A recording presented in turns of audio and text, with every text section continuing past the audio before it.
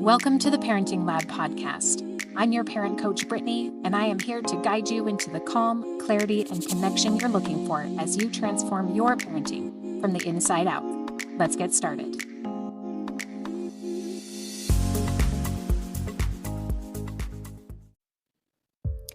Welcome, everyone. Thank you so much for being here. Today, I want to offer you some insight into a powerful parenting tool called co-regulation.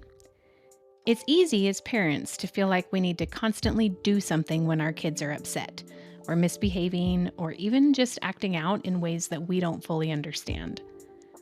But what if, instead of jumping into action, we paused, we took a breath, and we regulated ourselves first? What if we allowed ourselves that space to process the situation before responding? Co-regulation is this process. It's how we, as parents, help our children manage and regulate their emotions through our own behavior and our presence and our responses. To give you a simple rule to follow when it comes to co-regulation, I offer you this mantra, but reimagined, okay? Don't just do something, stand there. Ooh, what does that mean? Co-regulation always starts with a pause. I want you to think of your own parenting experiences because we all know the feeling and we all know what our typical conditioned responses are when our kids are acting up. So I want you to think about when your child is having a tantrum, or maybe they're frustrated or upset about something. They're screaming or slamming doors, they're talking back or lashing out, and it's easy to react right away, right? Sometimes our immediate impulse is to fix the situation, to correct their behavior, or to skip straight to teaching or go into lecture mode. On the other hand, you might be using all the right tools, naming their emotions, getting curious about their feelings, or asking them to use their words. But here's the thing. When we react impulsively without taking a moment to regulate ourselves, we might be missing an opportunity to support our child in a much deeper way. This is where pausing comes in. It's the first step in this don't just do something, stand there approach. Instead of diving into action, we stop. We take a breath. We give ourselves the space to process, check in with how we're feeling, and then from that calm space, we respond. You're probably familiar with the put on your own oxygen mask first idea, and it's the same idea that applies here. If we're not in a regulated state ourselves, it's very, very hard to help our children regulate their emotions. So think about it. How often have you found yourself reacting in the moment, only to later wish that you had handled it differently? I know that I have, often. That's why this pause is such a game changer. It allows us to regulate ourselves before we engage with our children. So let's dive into how this pause, this practice of co-regulation, actually works and how parents can use it at different stages of their child's development. For infants and toddlers in these earliest stages, co-regulation is all about presence.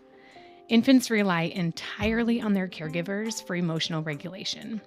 So when a baby cries, it's not just about meeting physical needs like hunger or a dirty diaper. Sometimes they're experiencing discomfort or overwhelming emotions, and they just need their parent to help them calm down. So that's where the pause comes in.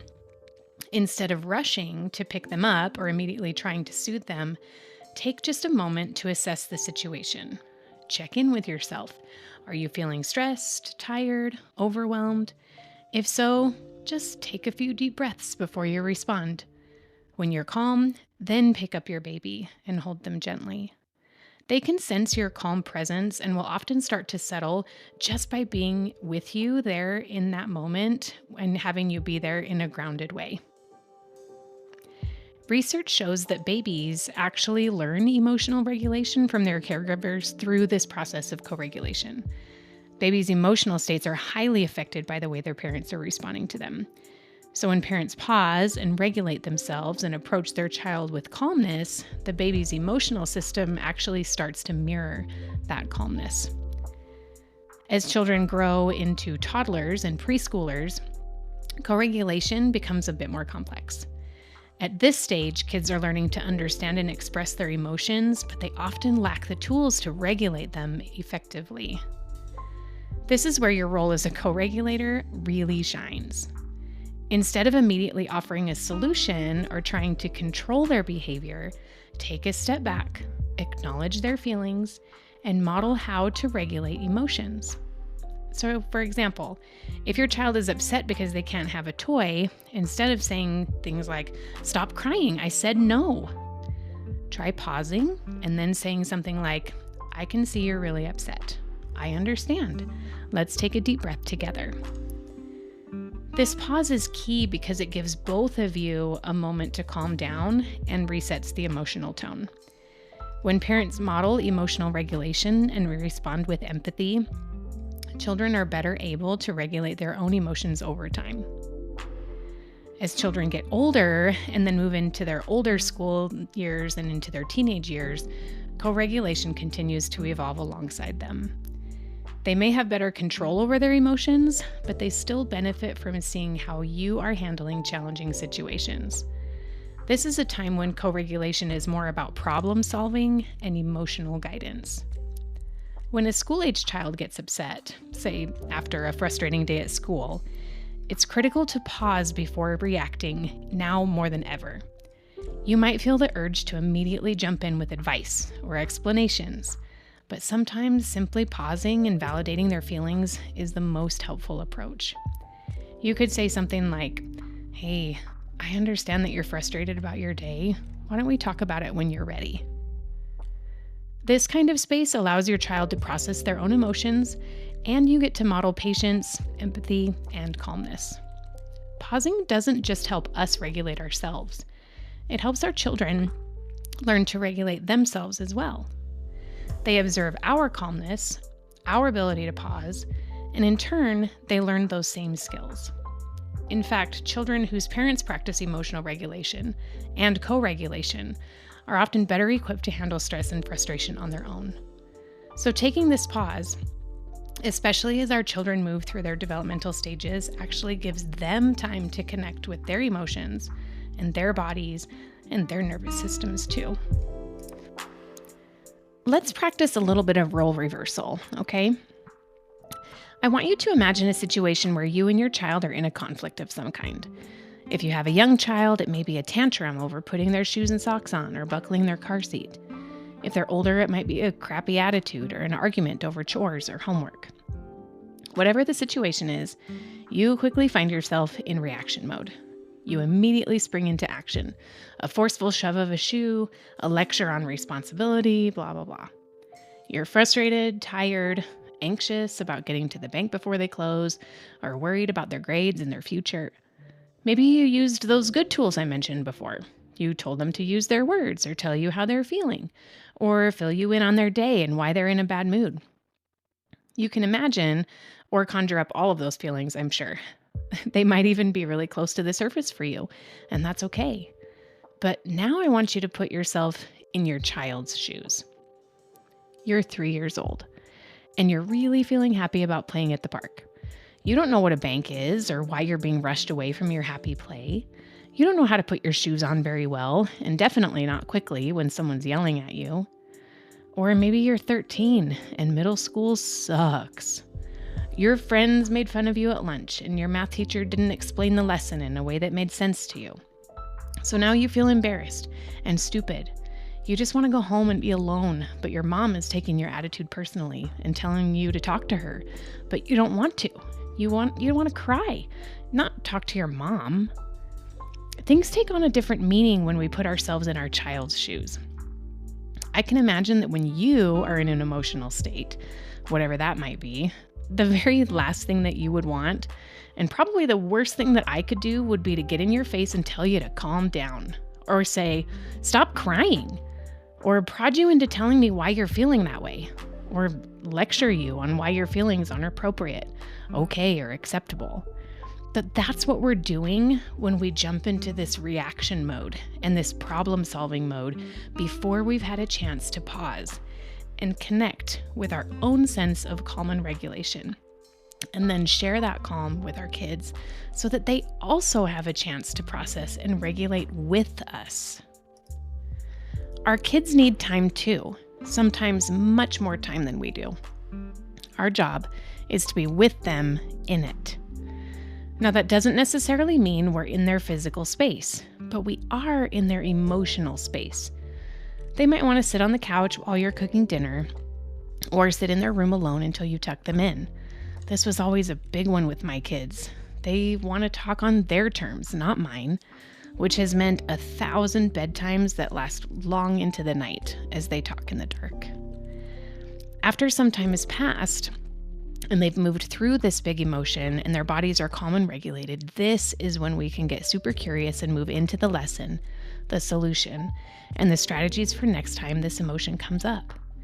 If we move into this space too soon, which is, I think, what happens a lot of the time, we will miss out on that deeper connection that comes when the time is right. So, what can parents do then to build this skill and practice of co-regulation? I'm going to suggest 5 things that you can start to practice today so that you can move from a state of dysregulation into a state of regulation more quickly and more naturally. You won't get it right every time, but I promise it's worth the effort. So here are the five steps. First, we practice that pause. Take a breath. Step away if it's safe and appropriate. Analyze the situation. Try to imagine what your child might be feeling. Put yourself in their shoes and find your own state of regulation. This might mean using sensory calming tools like breathing, taking a sip of cold water, getting out for some fresh air, squeezing your fingers, or other things that can ground you, right? But practice that pause. Second, do a safety check.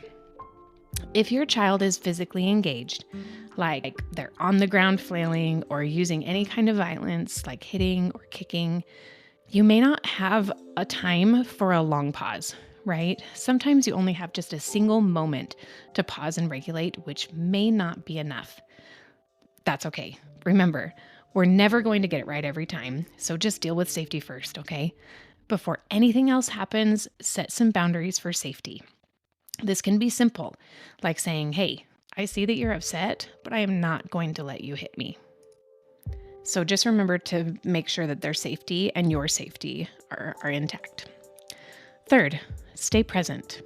Be mindful of your body language and your tone. Your child is picking up on more than just your words. If you need to take a break, don't just walk away or storm off in a huff.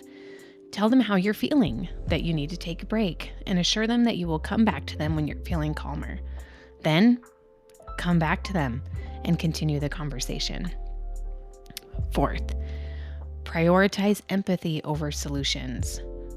Sometimes just acknowledging your child's feelings is the best first step before offering solutions and advice.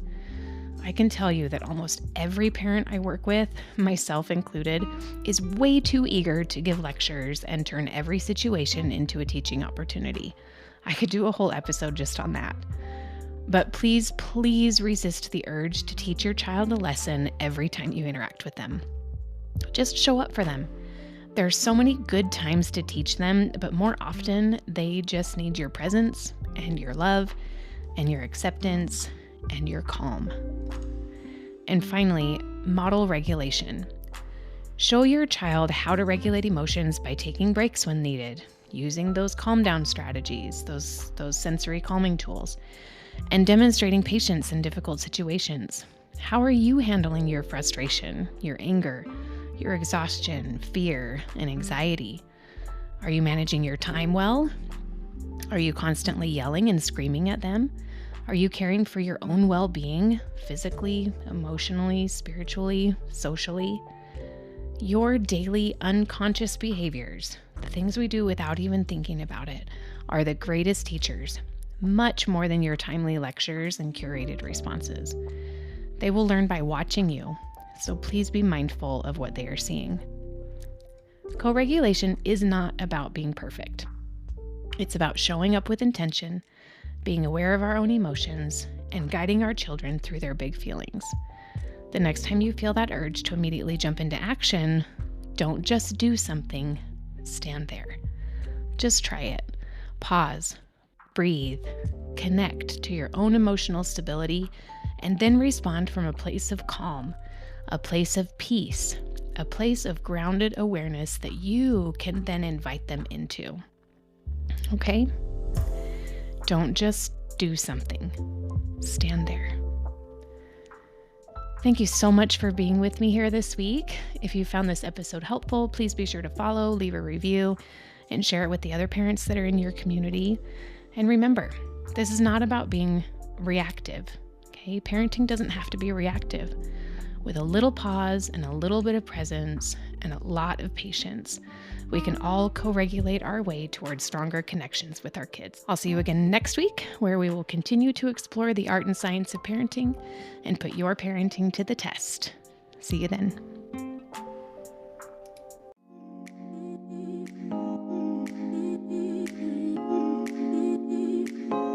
Thank you for listening to the Parenting Lab podcast. For our complete catalog of online courses, free resources, or to join our mailing list, please visit theparentinglab.org. See you next time.